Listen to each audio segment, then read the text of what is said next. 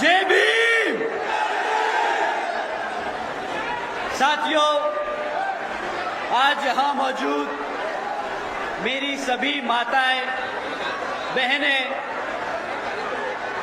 मेरे बड़े बुजुर्ग और इनके साथ आज इतनी बड़ी संख्या में मौजूद मेरे सभी युवा साथी, आप सब आज इतनी गर्मी में इतने लंबे समय से यहां इकट्ठा हुए और अपनी आदरणीय बहन कुमारी मायावती जी के विश्वास पात्र आपकी अपनी विधानसभा सदाबाद से बहुजन समाज पार्टी के उम्मीदवार आपके अपने डॉक्टर अविन शर्मा जी के समर्थन में आप सब इकट्ठा हुए, तो आप सभी का मैं तहे दिल से आभार प्रकट करता हूं। साथ ही आज इस सभा को सफल बनाने के लिए पिछले कुछ दिनों से दिन रात मेहनत कर हमारे पार्टी के खासकर माननीय बाबू मुनकाद अली जी, श्री गोरेलाल जाटव जी, श्री रणवीर सिंह कश्यप जी, श्री अनिल बंघेल जी, श्री राज कपूर जी के साथ साथ समस्त जिला कमेटी के सभी पदाधिकारी, समस्त विधानसभा के पदाधिकारी, भाईचारा मंडल कमेटी के संयोजक, सह संयोजक, बामसेफ, वीवीएफ के संयोजक, सह संयोजक एवं विधानसभा के कोने कोने से आए हमारे पार्टी के सभी पदाधिकारी एवं नेतागण, आप सभी लोगों ने जो दिन रात मेहनत कर इस सभा को सफल बनाया, तो आप सभी का भी मैं तहे दिल से आभार प्रकट करता हूं।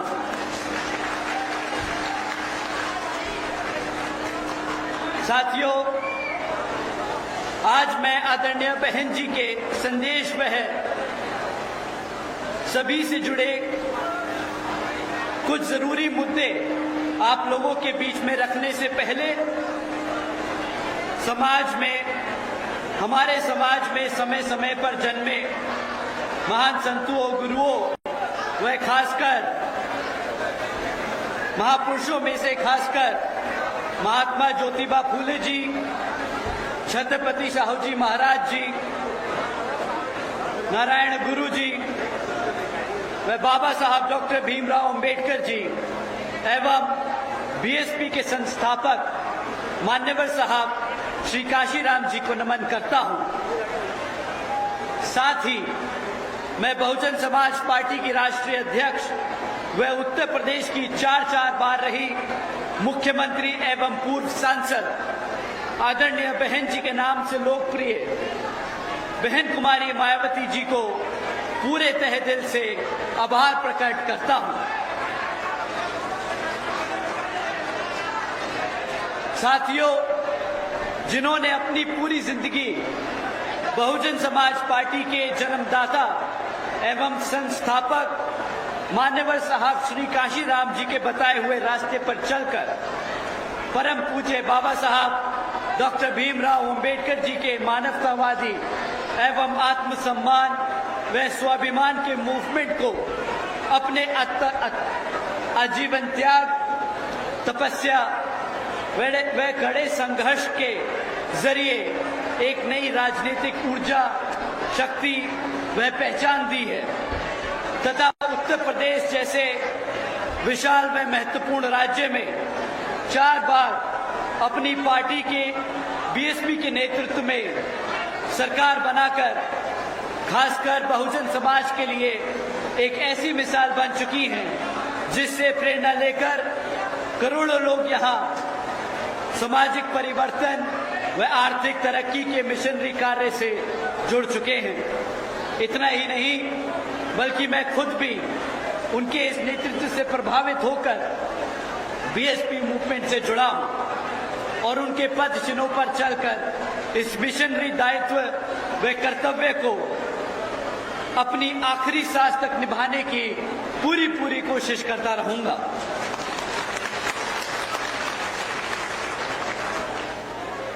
साथियों, जैसा कि आप सबको मालूम है कि हमारे उत्तर प्रदेश में पिछले 10 साल से भाजपा सत्ता में आसीन है।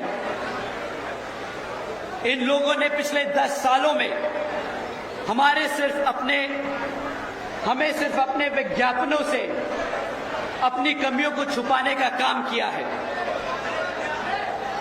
साथियों, उन्होंने विज्ञापन दिया विकसित उत्तर प्रदेश का, उन्होंने विज्ञापन दिया एक शिक्षित उत्तर प्रदेश का, उन्होंने विज्ञापन दिया एक सुरक्षित उत्तर प्रदेश का।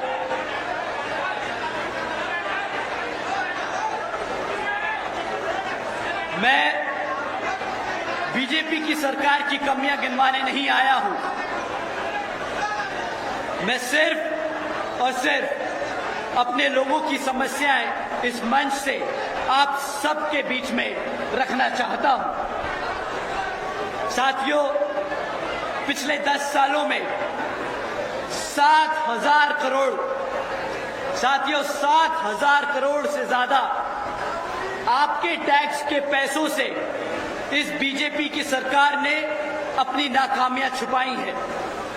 हमारी माताएं बहनें जो बैठी हैं, हमारे बड़े बुजुर्ग जो बैठे हैं, मेरे युवा साथी, आप सबको समझना होगा कि भाजपा ने पिछले 10 सालों में यहां आपके टैक्स के पैसों से अपनी कमियां छुपाने का काम किया है और कुछ करोड़ रुपए नहीं, 7,000 करोड़ रुपए, 7,000 करोड़ अपनी कमजोरियों को छुपाने के लिए उनके पास पैसे हैं। पर झांसी के सरकारी अस्पताल में जो 10 से ज्यादा बच्चे जल के मौत की घाट उतर गए, उनके लिए इनके पास सिर्फ अफसोस करने के अलावा और कुछ नहीं। 7,000 करोड़ अपनी कमियां छुपा सकते हैं, पर झांसी में जो अस्पताल में 10 से ज्यादा बच्चे, नन्हे शिशु जो जलकर मर गए, उनके लिए सिर्फ अफसोस कर सकते हैं। 7,000 करोड़ की अपनी कमियां छुपाने के लिए एडवर्टाइजमेंट जरूर कर सकते हैं, पर 4 लाख से ज्यादा जो सरकारी पद इनके खाली पड़े हैं, उनको भरने के लिए इनके पास पैसे नहीं। 7,000 करोड़ आपका टैक्स का पैसा एडवर्टाइजमेंट में खर्चा, बट आपके बच्चों को नौकरी नहीं दी गई। साथियों, पिछले 10 सालों में 10 से ज्यादा नेशनल एग्जामिनेशन के पेपर लीक हुए।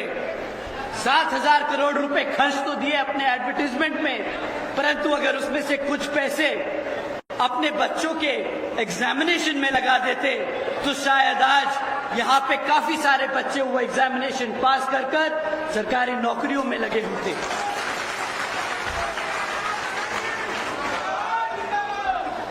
साथियों, ये 7,000 करोड़ का कोई छोटा मोटा आंकड़ा नहीं है।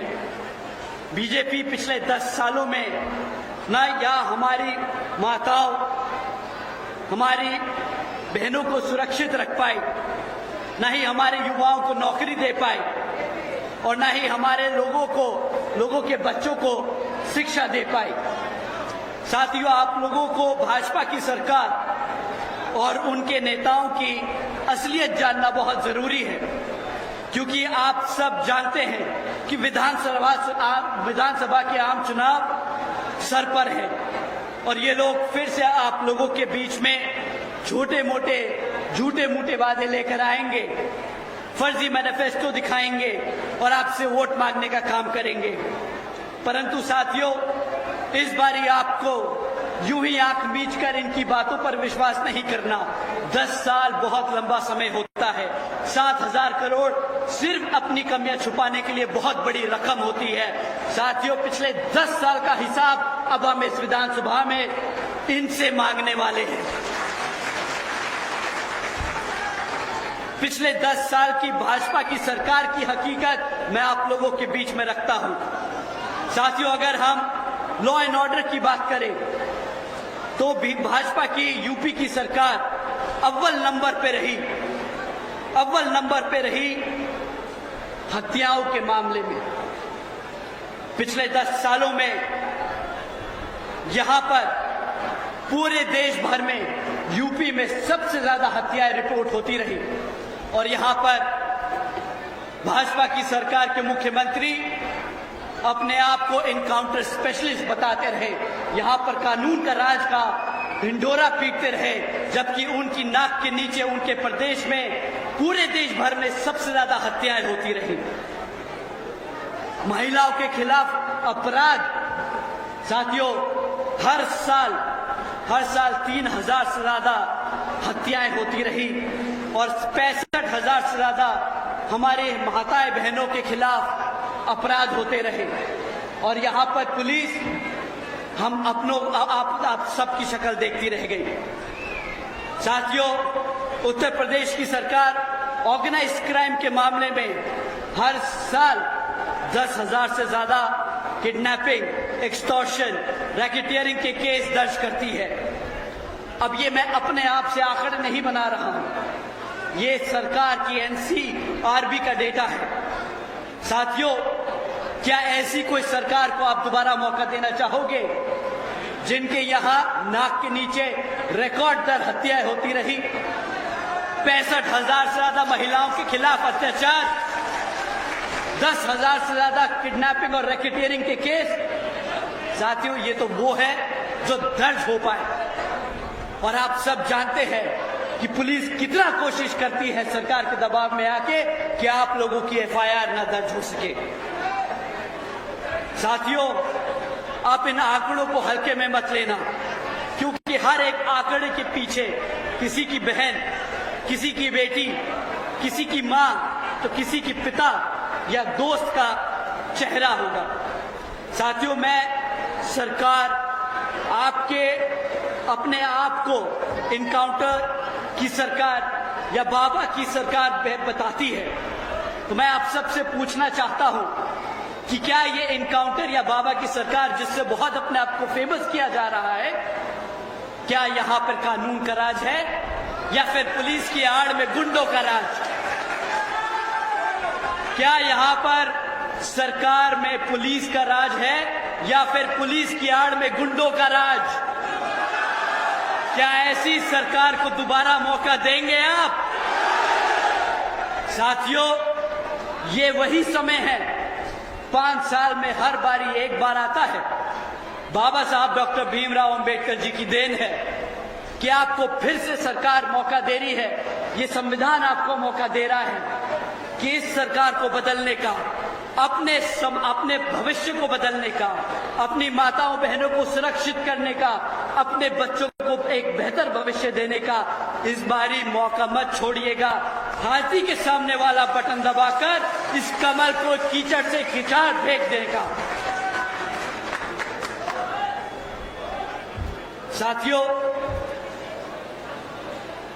दूसरा बहुत बड़ा मुद्दा सुरक्षा के बाद आता है हमारे बच्चों की शिक्षा का।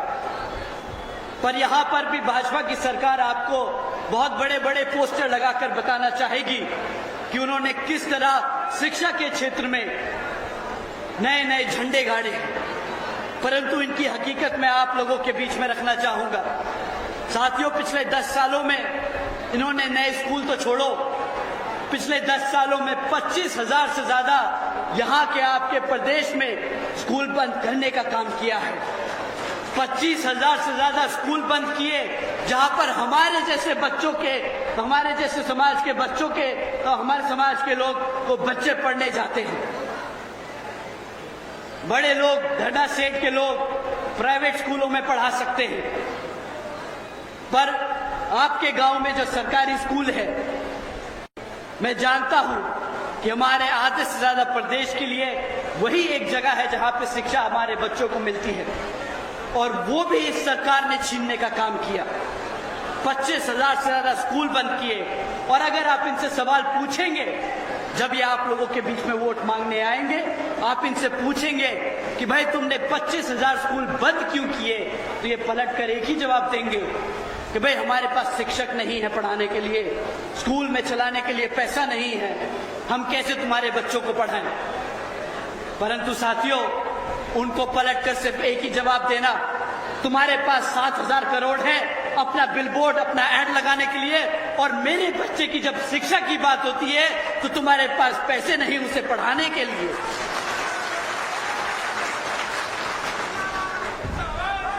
साथियों, दूसरा इनको जवाब देना, जब ये बोले कि हमारे पास पैसे नहीं है शिक्षक रखने के लिए, अगर तुम्हारे पास पैसे नहीं है शिक्षक रखने के लिए, तो 1.5 लाख से ज्यादा सरकारी पद जो शिक्षक के हैं वो खाली क्यों है? क्यों तुमने वो वैकेंसी खोल रखी है? अगर खोल रखी है तो तुम्हारे पास पैसा है, तुमने बस भरा नहीं है। तुम जानबूझ के भर्ती नहीं करते, क्योंकि अगर भर्ती करी तो उनको जाके अपने हमारे समाज के बच्चों को पढ़ाना पड़ेगा। हमारे समाज के बच्चे अगर पढ़ गए तो अपने अधिकारों के लिए लड़ना खड़े हो जाएंगे, लड़ेंगे अपने अधिकारों के लिए। तो जैसे आपने देखा था अभी कुछ दिन पहले दिल्ली में हमारी जनरेशन के बच्चे अपने अधिकारों के लिए लड़े, वैसे ही हमारे समाज के बच्चे प्रदेश के कोने कोने में, चौराहे चौराहे पर इनसे सवाल करेंगे आरक्षण के लिए, रोजगार के लिए, शिक्षा के लिए और लॉ एंड ऑर्डर के लिए, रोजगार के लिए। तब इनके लिए जवाब देना मुश्किल हो जाएगा। साथियों, जो सरकार स्कूल बंद कर दे, जो सरकार आपके स्कूलों में पढ़ने वाले टीचरों की भर्ती ना करे, क्या वो सरकार लायक है आपके प्रदेश में सत्ता में रहने के लिए? तो साथियों, मैं फिर से कहूंगा, ये मौका मत गंवाना। मैं फिर से कहूंगा, ये मौका मत गंवाना। आदरणीय बहन जी ने सालों साल मेहनत की है, हमारे समाज को इस लायक किया कि हम इस मंच पर खड़े होकर ये भाषण दे सके, ये अपनी बातें रख सके, अपने समाज की आवाज उठा सके। तो साथियों, इस 5 साल के बाद जो हमें ये मौका मिला है, इसे गंवाना नहीं, अपना वोट जरूर डालने जाना और इस बारी हाथी के सामने बटन दबाकर इस कमल को जड़ से उखाड़ने का काम करना।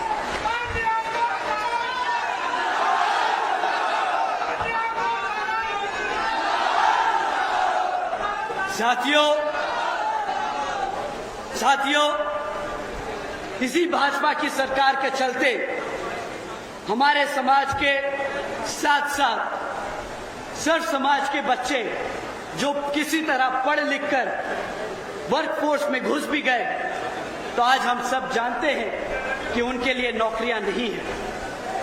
ये प्रदेश आंकड़ों को घुमाने में बहुत नंबर 1 है। अगर आप ऑफिशियल डेटा देखोगे तो ये कहेंगे कि सिर्फ 1.5% अनएम्प्लॉयमेंट है, सिर्फ 1.5% अनएम्प्लॉयमेंट है। और इनके हिसाब से अगर कोई हफ्ते में एक दिन पकोड़े भी तल ले, एक दिन रेडी भी लगा ले, तो वो भी रोजगार में गिना जाता है। मैं अपनी माताएं बहनों से पूछना चाहूंगा, मैं अपने बड़े बुजुर्गों से पूछना चाहूंगा, क्या आपने अपने बच्चों को इसलिए पला बढ़ा के, पढ़ा लिखा के, दिन रात मेहनत करके उन्हें इतना बड़ा इसलिए किया कि हफ्ते में एक दिन वो पकौड़े तले, एक दिन वो रेडी लगाए और सरकार उन्हें रोजगार मान ले? बताइए साथियों, क्या ये रोजगार है? हफ्ते में एक दिन काम करना अपनी मर्जी से, अपनी मजबूरी में, क्या वो रोजगार कहलाता है? ये सरकार का नया तरीका है हमारे समाज को बेवकूफ बनाने का, हमारे समाज की आंखों में धूल झोंकने का। साथियों, हमारे समाज के 2 करोड़ से ज्यादा बच्चे बेरोजगार घूम रहे हैं, जबकि 13 लाख से ज्यादा सरकारी पद आज भी खाली पड़े हैं। अगर ये चाहें तो ये सारे के सारे 13 लाख सरकारी पद भरकर सर्व समाज के बच्चों को रोजगार देने का काम कर सकते हैं, पर इनकी नीयत नहीं है। इनकी नीयत नहीं है हमारे बच्चों को रोजगार देने। तो साथियों, अगर मैं आप लोगों से कहूं कि भाजपा की सरकार के दौरान हमारे बच्चों के स्कूल बंद कर दिए गए, भाजपा की सरकार के दौरान शिक्षकों की भर्ती रोक दी गई, भाजपा की सरकार के दौरान हमारे बच्चों के रोजगार छीन लिए गए, तो क्या मैं गलत हूं? क्या मैं गलत हूं? क्या आपके साथ गलत हुआ? क्या आपके साथ गलत हुआ? साथियों, अगर आपके साथ गलत हुआ तो इस बारी इस दर्द को अपने वोट में कन्वर्ट करके अपनी आदरणीय बहन जी को 5वीं बार मुख्यमंत्री बनाने का काम करेंगे।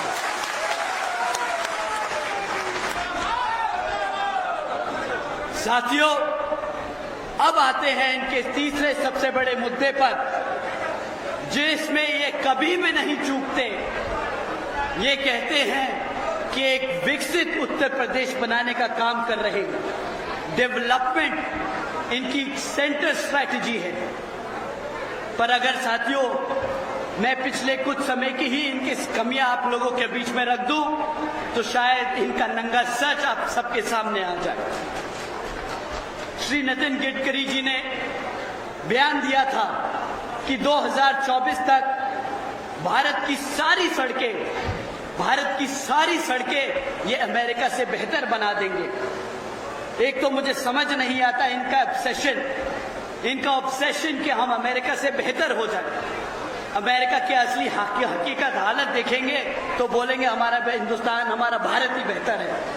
परंतु इन्होंने तो वादा कर दिया कि हम 2024 तक इतनी पक्की सड़कें बना देंगे, गांव-गांव में सड़कें खींच देंगे कि अमेरिका पीछे छूट जाएगा। तो हकीकत सुनते हैं। लखनऊ कानपुर एक्सप्रेसवे शुरू होने के 18 दिनों में ही 84 जगहों से ज्यादा उसमें धंस गया। 4,500 करोड़ से ज्यादा की लागत लगाई थी इन्होंने इस लखनऊ कानपुर एक्सप्रेस को बनाने में। और कहते हैं, मैं तो बस कह रहा हूं जो मैंने पढ़ा है, कि भाजपा के सांसद के भाई की कंपनी थी वो। अब जरा कोई सवाल उठाए इस बात पर, क्यों अब मीडिया में इस पे बात नहीं होती? क्यों कोई नहीं पूछता कि देश का सबसे महंगा और सबसे बेकार एक्सप्रेसवे भाजपा के नेता के भाई ने बनाया है? क्या वहां पर करप्शन की बू नहीं आती आपको? पब्लिक का पैसा अब नहीं लुटा क्या? साथियों, ये आपके लिए है सवाल करना। अब आप इनसे सवाल जरूर कीजिएगा कि कैसा बना है कानपुर लखनऊ का एक्सप्रेसवे। दूसरा, पूर्वांचल एक्सप्रेसवे, जिसकी सड़क 15 फीट धंस चुकी है जगह जगह पर, यह भी किसी से छिपा नहीं। बुंदेलखंड एक्सप्रेसवे, जिसके उद्घाटन के चंद 5 दिनों बाद ही भारी बारिश में वो भी जगह जगह से धंस गया। गंगा एक्सप्रेसवे, अप्रैल में उद्घाटन किया, जुलाई में 5 से 10 फीट जगह जगह वो भी धंस गया। और एक तरफ साथियों, असली डेवलपमेंट क्या होता है, उन्हें हम जरा नोएडा और आगरा का एक्सप्रेसवे दिखाएं। इतने सालों बाद भी आज वो ऐसा का ऐसा ही खड़ा है, एक गड्ढा नहीं। इसे कहते हैं ईमानदार, वफादार और सही तरीके से अगर कोई काम करना चाहे तो मुमकिन है। फीते काटने से डेवलपमेंट नहीं होता। सही मायने से अगर शिद्दत हो तो नोएडा आगरा एक्सप्रेस से जाके दिखाएं इन्हें कोई। उसी पे तो चलते हैं, उसी से तो चलते हैं, दिल्ली आते हैं। उन्हें क्या पता कि वो बनाया भी आदरणीय बहन कुमारी मायावती जी ने। इनके यहाँ पर दूसरों के काम का क्रेडिट लेना कोई नया पुराना काम नहीं। ये लोगों के पास ये पुरानी इनकी स्ट्रैटेजी है, दूसरे काम करे, अपना जाके झंडा गाड़ दे और फीता काट दे। साथियों, तो डेवलपमेंट के नाम पे इन्होंने स्कूल बंद कर दिए, आपका पैसा सड़कों में लगा के उसे ढसा दिया, सरकारी अस्पताल जला दिए। ये तो है डबल इंजन की सरकार के काम।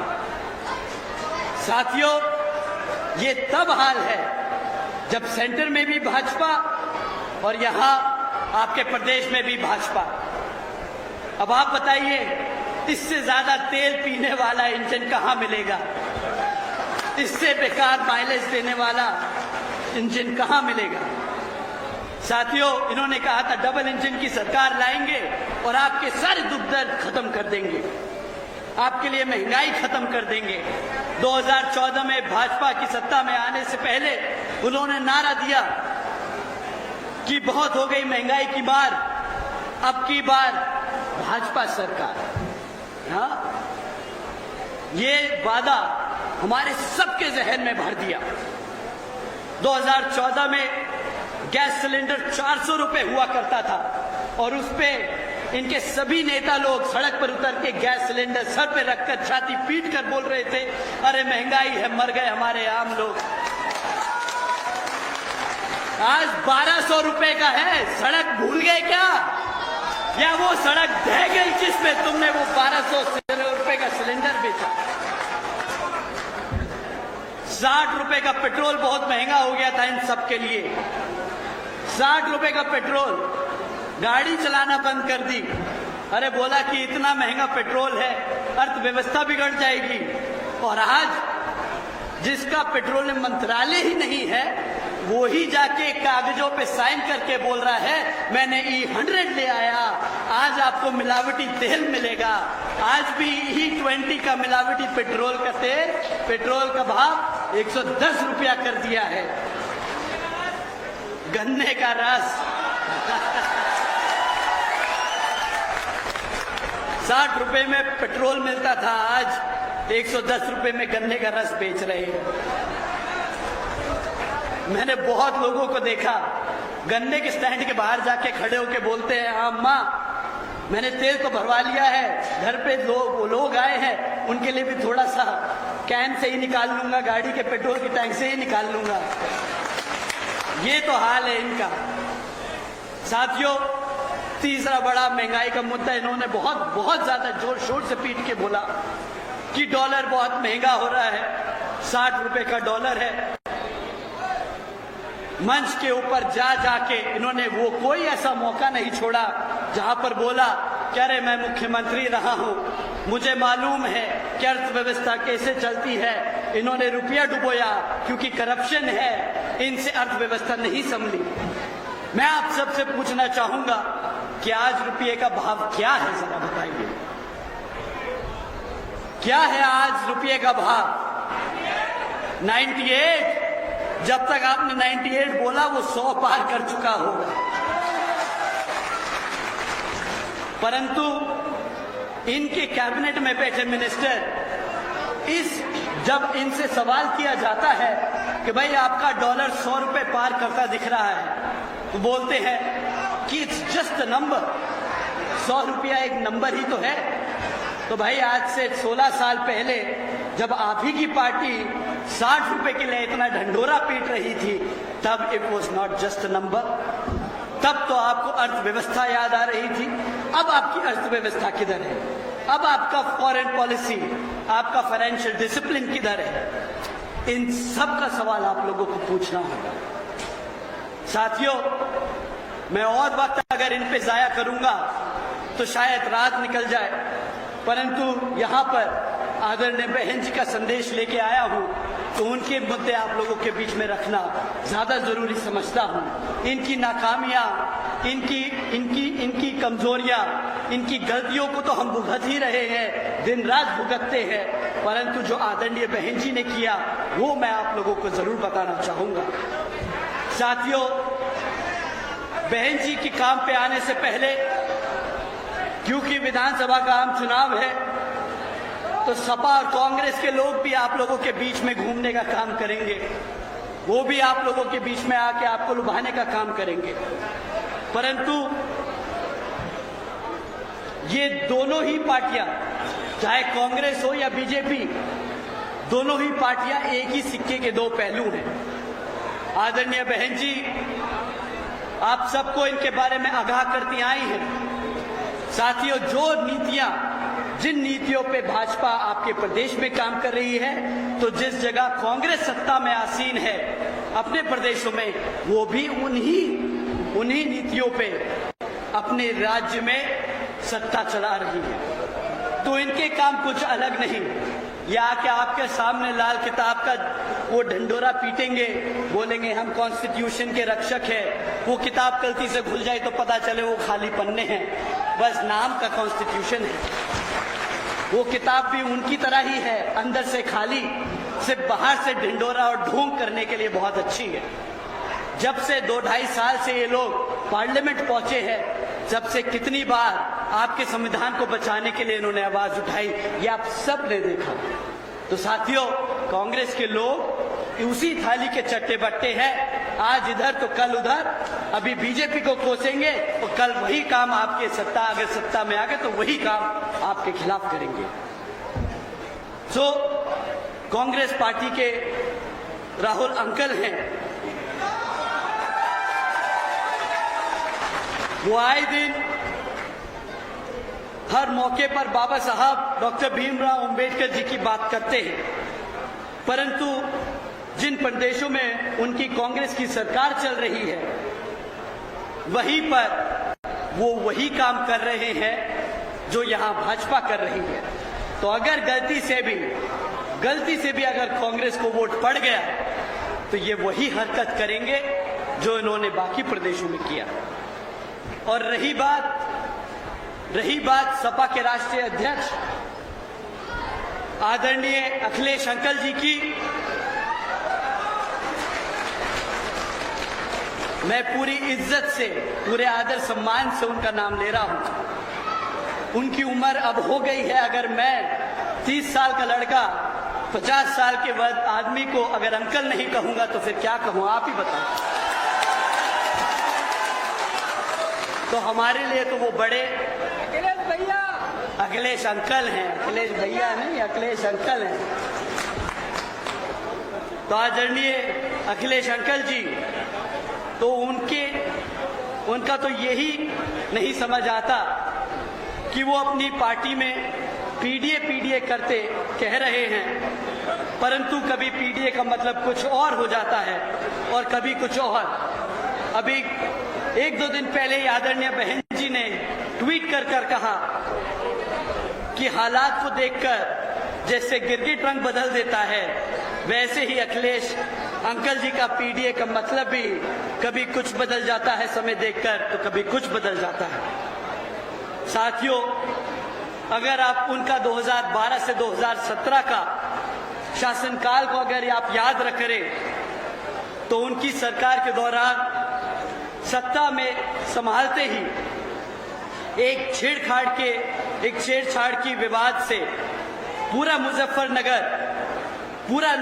मुजफ्फरनगर में इतना खतरनाक दंगे का रूप ले लिया था कि 40 से ज्यादा लोगों की मौत हो गई थी और पूरे प्रदेश में उस साल 850 से ज्यादा दंगे हुए और 130 से ज्यादा लोगों ने अपनी जान खोई।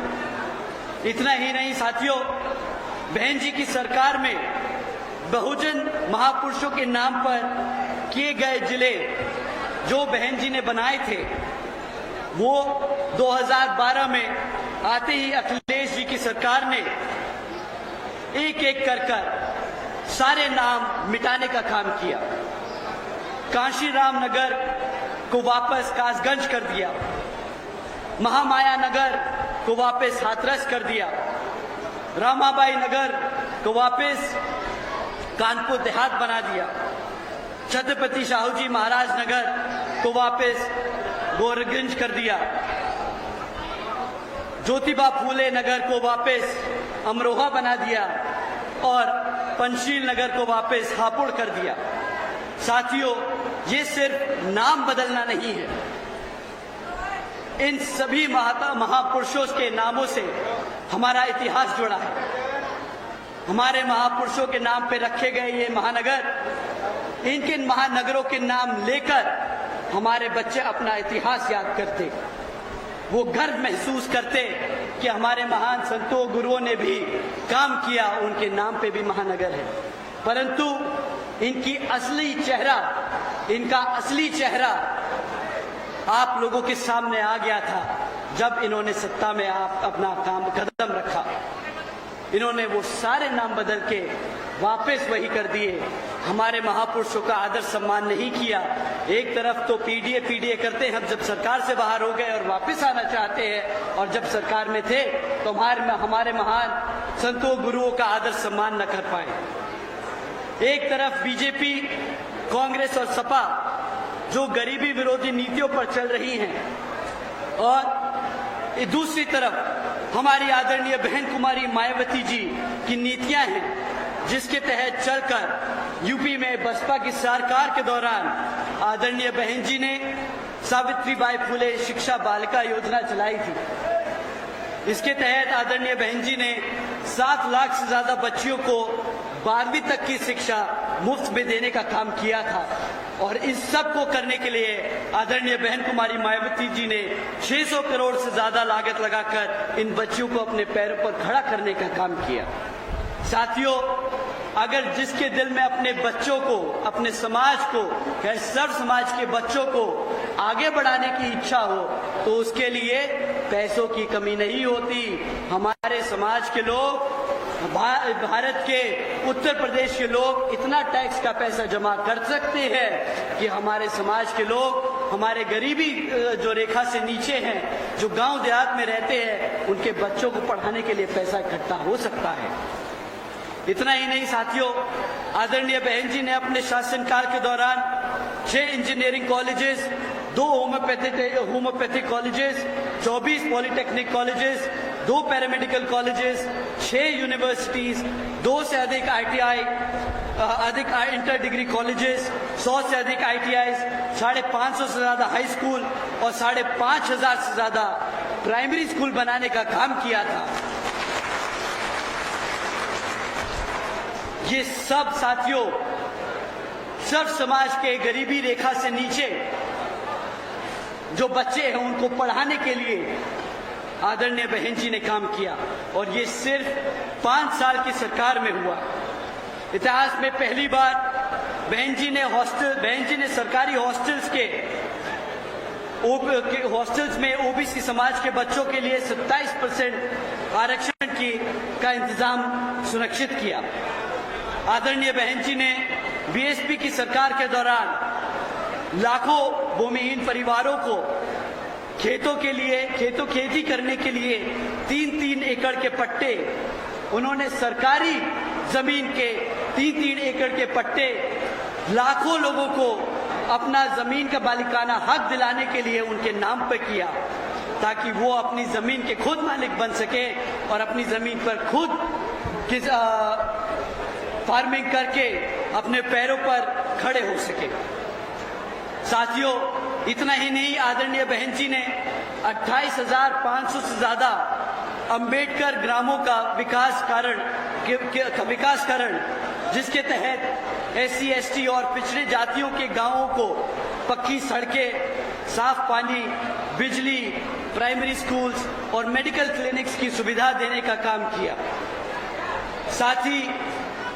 साथियों, ये लिस्ट इतनी लंबी है कि सोचकर कभी कभार हैरानी होती है कि ये इतना सारा काम कोई कैसे 5 साल में कर सकता है।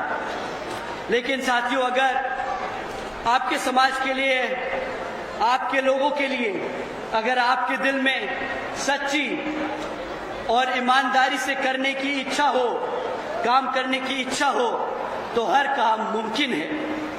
जैसे आदरणीय बहन जी ने अपने 5 साल के शासनकाल के दौरान ही 90,000 से ज्यादा शिक्षकों को सरकारी नौकरी दी, 1 लाख से अधिक सफाई कर्मचारियों को रोजगार दिया, 2 लाख से अधिक जवानों को पुलिस फोर्स में भर्ती किया, 30 लाख से अधिक सर्व समाज के कमजोर वर्गों के लोगों को विभिन्न सरकारी नौकरी देने का काम किया।